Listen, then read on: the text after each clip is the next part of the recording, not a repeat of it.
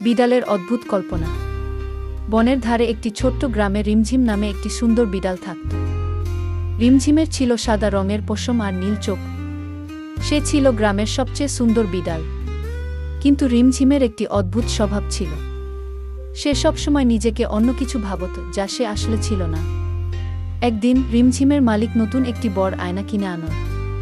সে আয়নার সামনে গিয়ে দাঁড়াল এবং নিজের প্রতিবিম্ব দেখে অবাক হয়ে গেল। আয়নায় সে দেখল একটি বিড়াল, কিন্তু তার মনে হলো সে দেখছে একটি বিশাল সিংহ। আমি কত শক্তিশালী, রিমঝিম নিজের মনে ভাবল। আমার থাবাগুলো সিংহের মতো, আমার চোখগুলো জ্বলজ্বল করছে শিকারীর মতো, আর আমার পশম যেন সিংহের কেশর।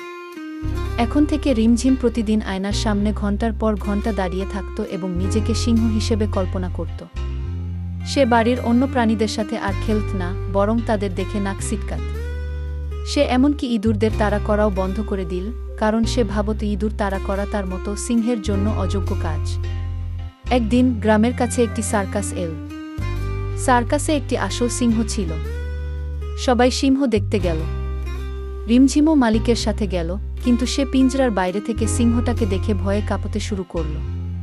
আসল সিংহটি ছিল বিশাল, ভয়ঙ্কর এবং তার গর্জন শুনে সবাই ভয় পেত। রিমঝিম বুঝতে পারল যে আয়নায় সে যা দেখেছিল তা শুধুই তার কল্পনা। সে বুঝল যে সে শুধুই একটি ছোট্ট বিড়াল, সিংহ নয়। বাড়ি ফিরে রিমঝিম আবার আয়নার সামনে দাঁড়াল। এবার সে দেখল একটি সুন্দর বিড়াল, কিন্তু সিংহ নয়। রিমঝিম হাসল। সে বুঝল যে সিংহ হওয়ার চেষ্টা করে সে যে সময় নষ্ট করেছে, সেই সময়ে সে আরও ভালো বিড়াল হতে পারত। রিমঝিম আবার বাড়ির অন্য প্রাণীদের সাথে খেলতে শুরু করল। রিমঝিম বুঝল যে নিজের আসল পরিচয় মেনে নেওয়া এবং সেটাকে সম্মান করাই আসল শক্তি। রিমঝিমের মালিক একদিন সে রিমঝিমকে কোলে নিয়ে বলল, রিমঝিম, তুমি হয়তো সিংহ নও, কিন্তু তুমি একটি অসাধারণ বিড়াল। তোমার নিজের মধ্যে অনেক বিশেষত্ব আছে। নিজেকে অন্য কিছু ভাবার দরকার নেই।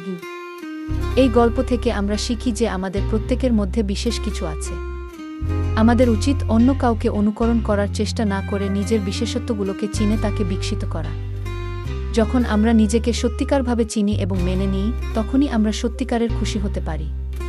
বিড়াল যখন আয়নার সামনে দাঁড়িয়ে নিজেকে সিংহ ভাবে, আসলে এটা ঠিক নয়।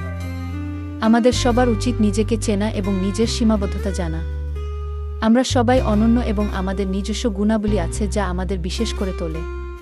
আত্মসম্মান এবং আত্মবিশ্বাস থাকা ভালো, কিন্তু অহংকার করা ঠিক নয়। নিজের সত্যিকার পরিচয়কে ভালোবাসো আর তাকে সারা জীবন সাথে নিয়ে চলো।